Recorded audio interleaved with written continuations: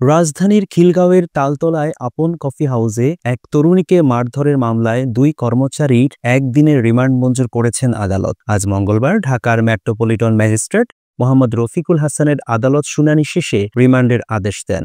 রিমান্ডে যাওয়া দুই আসামি হলেন আপন কফি হাউসের ম্যানেজার আল আমিন ও কর্মচারী শুভ সূত্রধর।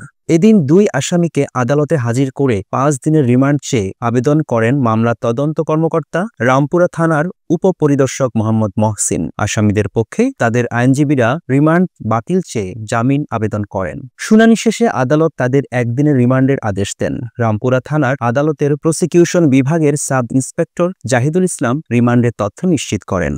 গত 11 এপ্রিল খিলগাঁওয়ের তালতলা এলাকায় ক্যাফের সামনেই ওই দুই কর্মচারী ওই তরুণীকে লাঞ্ছিত করেন। ওই ঘটনার একটি ভিডিও সামাজিক যোগাযোগ মাধ্যমে ছড়িয়ে পড়েছে। প্রায় 1.5 মিনিটের ওই ভিডিওতে দেখা যায় আপন কফি হাউসের সামনে এক তরুণীর সঙ্গে প্রথমে খারাপ আচরণ করেছেন ক্যাফের কর্মচারী, পরে লাঠি দিয়ে তাকে আঘাত করতে দেখা যায়। এই ঘটনায় গতকাল সোমবার তাদের আটক করে মঙ্গলবার নারী ও শিশু নির্যাতন আইন ও 323 ধারায় মামলা দেয় রামপুরা থানা পুলিশ। মামলার সূত্রে জানা গেছে, আপন কফি হাউসে গত 11 এপ্রিল বিকাল 5টা 20 মিনিটে অজ্ঞাতনামা এক তরুণীর সাথে অসৌজন্যমূলক আচরণ সহ শরীরের বিভিন্ন স্থানে হাত দেয়। বিষয়টি ধামাচাপা দেওয়ার জন্য আসামিরা তরুণীকে লাঠি দিয়ে মারধর করে তাড়িয়ে দেয়।